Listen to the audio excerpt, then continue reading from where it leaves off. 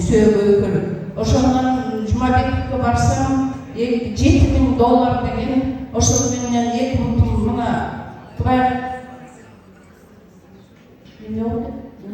Кудай жакшы результат менен